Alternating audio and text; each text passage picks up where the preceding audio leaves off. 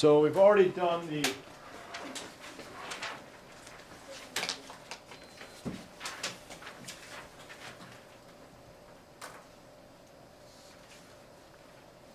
electron configuration in the orbital diagrams.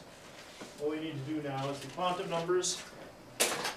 So we just did the first one, n equal to 1, L is 0, m sub L is 0, and my spin was plus 1/2 or negative 1/2.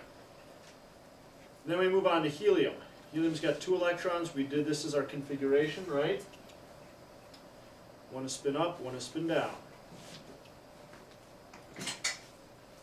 So if I'm inviting 20 people to my chemistry party Friday night, I'm going to have to send out 20 invitations.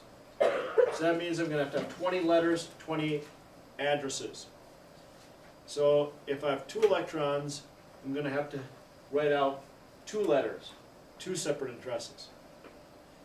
So let's do the address for this first electron, n equal to 1. It's in the S sublevel, so it's 0. And my m sub L value must be 0, and that one is spinning up.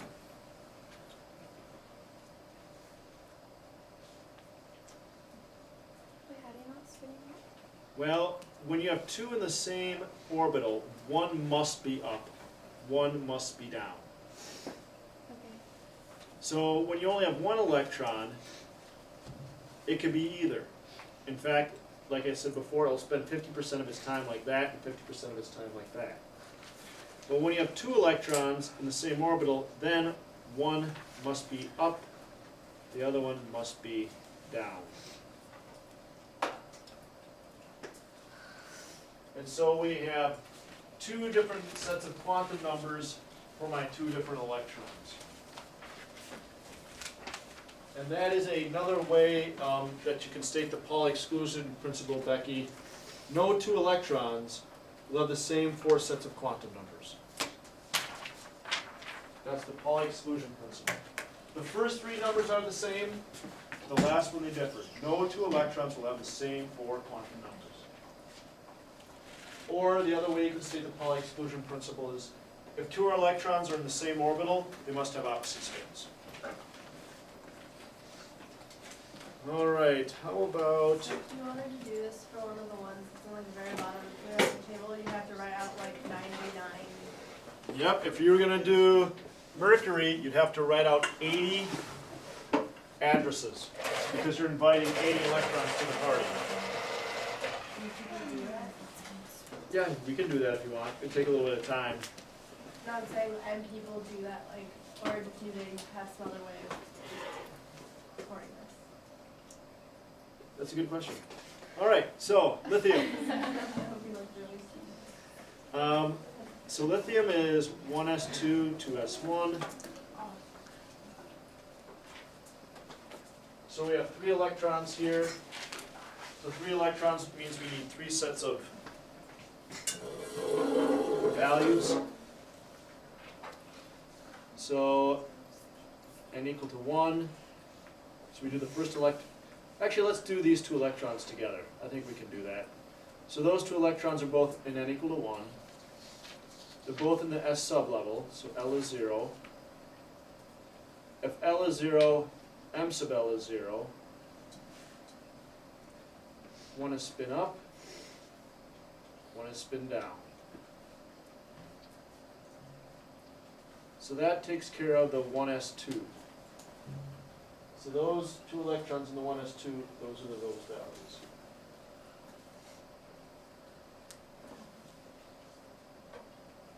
But for this electron, this guy, what's its n value, Claudia? 1, What energy level is that guy in? 2. Second energy level, so use n equal to 2. Now when n equals 2, you can be either an S or you can be a P. If you're an S, L is 0. If you're a P, L is 1. But you're not in the P, you're in the S. So that means L is still 0, M sub L must be 0, and once again, you could either be spin up, or you could be spin down. So we have to put or.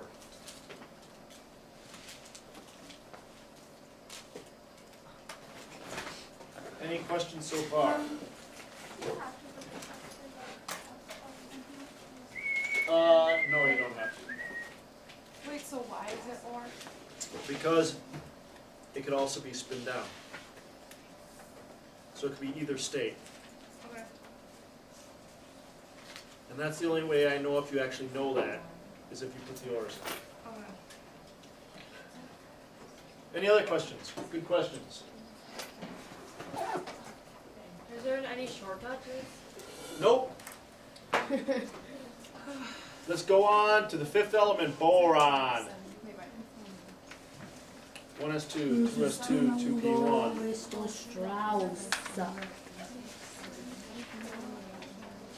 All right, so let's do these first two electrons. They're both in the first energy level, right? L equals 0. So you're just adding a new electron to what you've already done in the previous. Yes.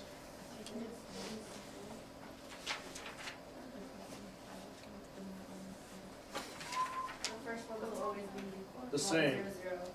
Yep. I'm writing too big. I must make smaller. So those two electrons are in the first energy level. These two electrons are going to be in the second energy level. They're composing the 2s2. If you are in an s sublevel, your L is always 0. If L is 0, M sub L must be 0. One is spinning up, one is spinning down. I'll pause here for a second to let you catch up before we tackle that last electron.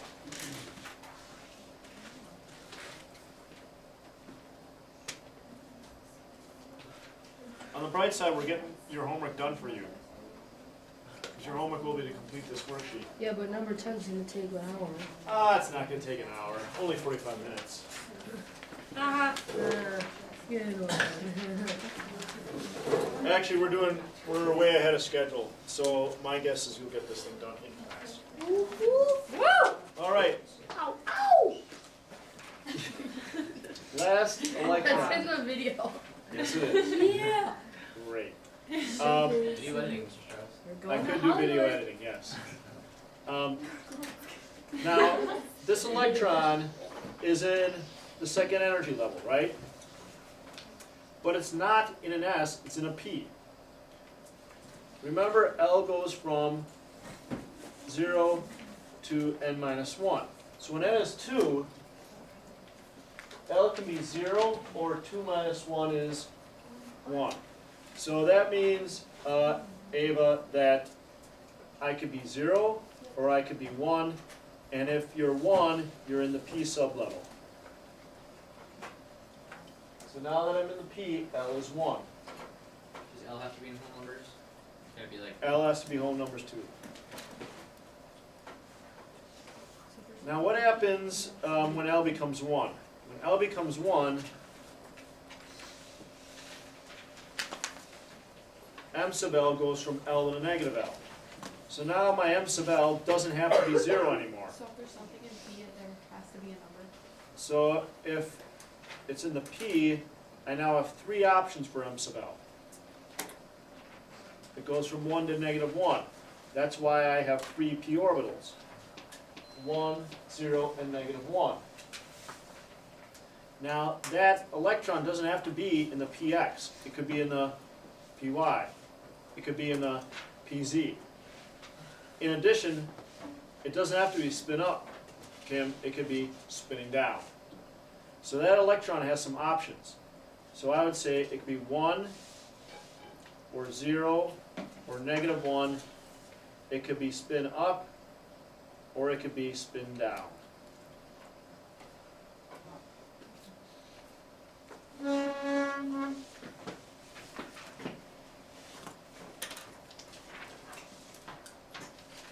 Wait, why do you have like Can you explain why there's three of them?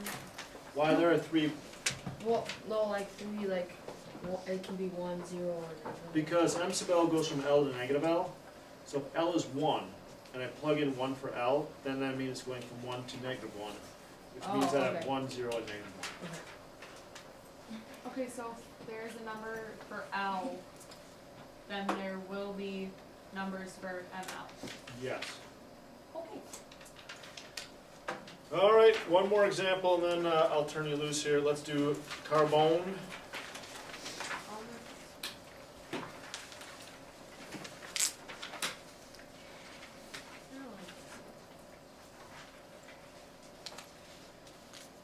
So once again, we start off with these first two electrons.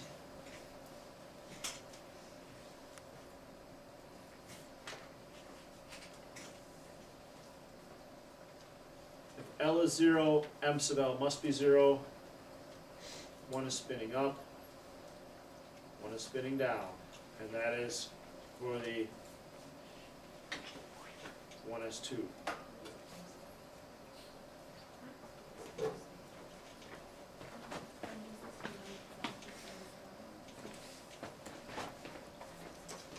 We move on to the next two electrons,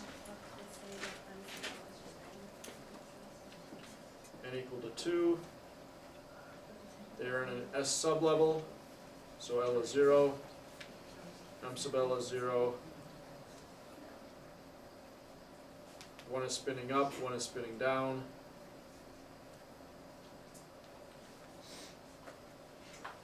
That is a 2s2.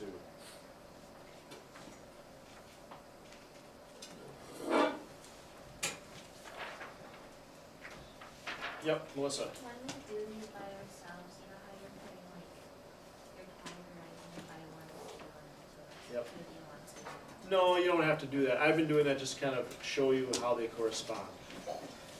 So when I say these are the values, when you plug these values into the Schrodinger equation, this is what you get.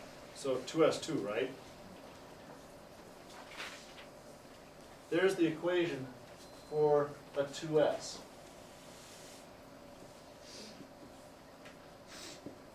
When we plug in our last two electrons here, we have one going up. So what am I going to do here? Let's tackle this character first. Now your options are less limited because you can't put them both in the same box. You have to put one in each box before you double them up. So he's in a P sublevel, so he's L1. The m sub L is going to be 1.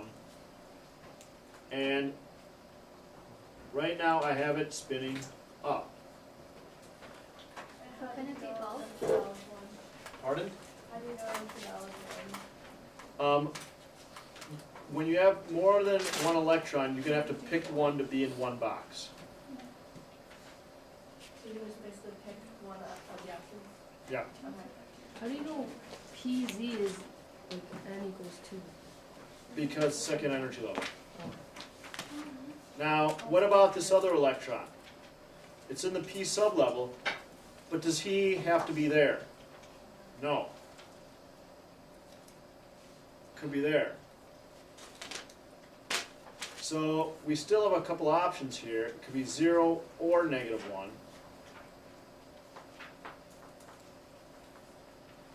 And what about the spin? Can this guy be spin down? No. They must be parallel. So if this guy spin up, that guy must be spin up. But what if one of them spin down and the other? Right, so I could put them both spin down.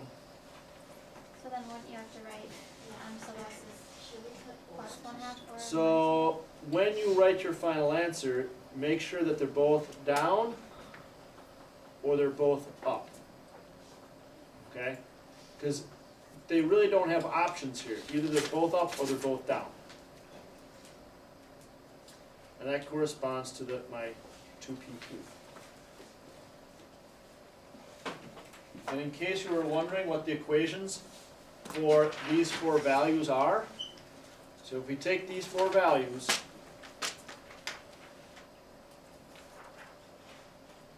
that's what we get. Our three p orbital equations. One is orientated along the z-axis, one is orientated along the y, one is orientated along the x. Not that you really care about these equations, but I just wanted to show you, this is where we're plugging the values into.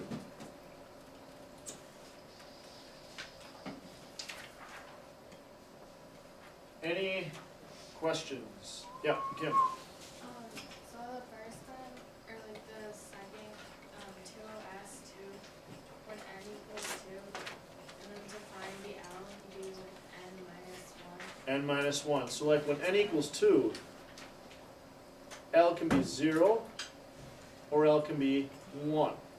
Now, how do you know which one it is? If it's in an S sublevel, L is 0. If it's in a P sublevel, L is 1.